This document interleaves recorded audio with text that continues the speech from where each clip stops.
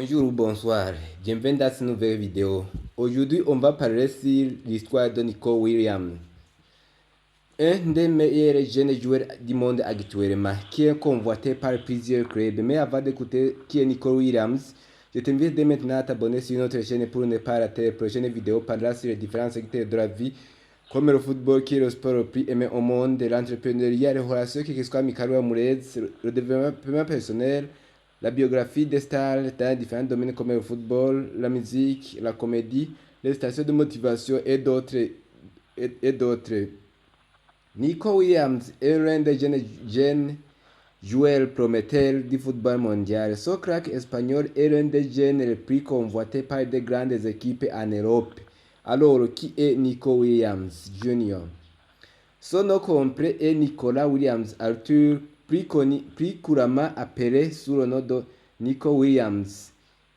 Il est né le 12 juillet 2002 à Pamplona, en Espagne. Son père s'appelle Félix Williams et sa mère s'appelle Maria Williams, tous d'origine ghanéenne. Nico Williams mesure 1m80 cm. Il a commencé à jouer au football professionnellement en 2020. Il joue au poste d'ailier droit, son pied fort est le pied droit. Nico Williams a des nationalités. La première, c'est l'Espagne où il est né. La deuxième, c'est le Ghana, le pays d'origine de ses parents. Commençons par l'enfance de Nico Williams. Les parents de Nico Williams, son père Félix Williams et sa mère Maria Williams, pour rechercher une vie meilleure en Europe, ils ont quitté le Ghana. Ghana, un pays d'Afrique occidentale, en 1993. Ils ont parcouru 4000 km, ils ont traversé le Sahara à pied, le désert Sahara à pied, l'enclave. Ils ont parcouru 4000 km, ils ont traversé le Sahara à pied pour rejoindre l'enclave espagnole de Melilla. À l'arrivée en Espagne, ils ont été mis à prison. Ils ont aidé par un basque à obtenir l'asile et s'installer à Bilbao en Espagne. À Bilbao, c'est là où le premier fils Iñaki Williams est né. Ensuite, ils ont allé installer à Pamplona, aussi en Espagne, où il est né Nico Williams. C'était en 2002. Quand Nico Williams était petit, son père est allé travailler à l'étranger. Son père a donné la responsabilité du rôle de père à Iñaki Williams de suivre de près son petit frère Nico Williams, de lui emmener à l'école et à l'entraînement et de lui préparer quelque chose à manger. En 2013, Iñaki Williams a intégré le centre de formation de l'équipe d'athlétique Bilbao. Nico Williams, quant à lui, il avait 11 ans, il a suivi son grand frère en athlétique Bilbao dans les catégories de très jeunes joueurs.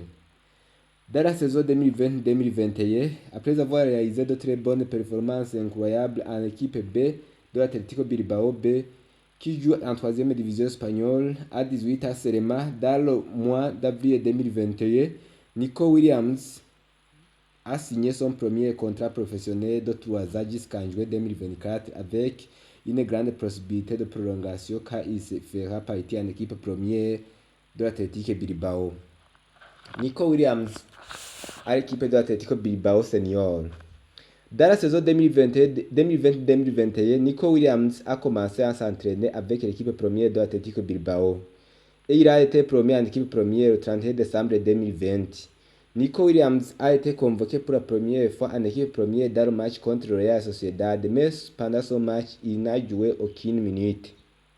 Nico Williams a joué son premier match avec l'Atlético Bilbao le 28 avril 2021 face au Real Valladolid de la Liga. Nico Williams a entré en jeu et son grand frère Iñaki Williams lui a été aussi entré en jeu en tant que remplaçant. À ce jour, Nico Williams avec son grand frère Iñaki Williams sont devenus les premiers frères à jouer en même temps pour l'attaque de l'Atlético Bilbao depuis Julio et Patrick Salinas qui ont joué en 1986. Dans la saison 2021-2022, Nico Williams devient l'un des joueurs clés de l'Atlético Bilbao grâce à ses énormes prestations en match. Pour la saison 2022-2023, Nico Williams est devenu titulaire indiscutable de l'Atlético Bilbao à côté de son grand frère Inaki Williams. Ils ont formé un duo dangereux. Nico Williams jouait comme ailier droit, Inaki Williams jouait comme attaquant. Ses frères attaquants Nico Williams et Inaki Williams ont réalisé en début de la saison 2023 incroyable, ce qui leur vaut une convocation dans les sélections nationales, même s'ils jouent dans différentes sélections nationales. Dans la saison 2023-2024, aussi, ils sont devenus impressionnants. Nico Williams a été très courtisé par le FC Barcelone pendant l'été 2024 après avoir réalisé l'incroyable Euro 2024. Il a été aussi convoité par le Paris Saint-Germain, l'une des meilleures équipes en France. Il est visible que l'Atlético Bilbao vendra Nico Williams pour beaucoup d'argent en raison des grands clubs qui le veulent. En décembre 2023, Nico Williams a signé un contrat jusqu'en 2027 avec l'Atlético Bilbao. Nico Williams, à l'été 2024, il a été très courtisé par le FC Barcelone, mais Atlético Bilbao le mettait à un prix de 60 millions et Barcelone aimerait donner 40 millions d'euros. Nico Williams en équipe nationale d'Espagne. Nico Williams a été convoqué premièrement en équipe nationale d'Espagne de moins de 18, c'était en 2020, pour jouer le tournoi de Copa del Atlantico, Coupe de l'Atlantique. Cette coupe a également été remportée par l'Espagne de moins de 18 et Nico Williams a été élu meilleur buteur du tournoi. Nico Williams a été aussi appelé pour l'équipe nationale d'Espagne des espoirs. C'était le 3 septembre 2021. Nico Williams a été appelé pour la première fois en équipe nationale espagnole d'Espagne à La Roja en septembre 2022.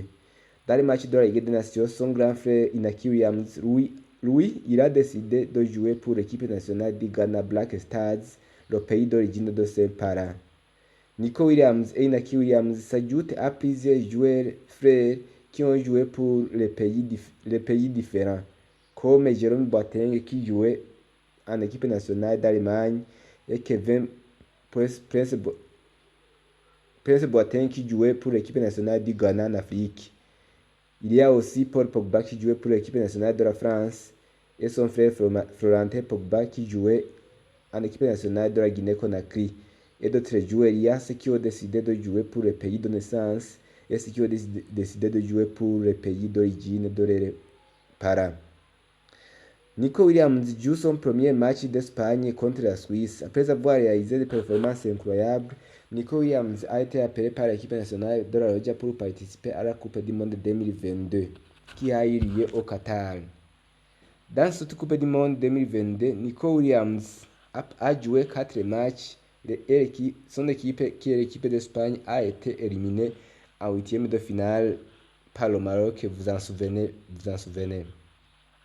Depuis 2023, Nico Williams est devenu un joueur clé et très indispensable dans l'équipe nationale d'Espagne, la Roja.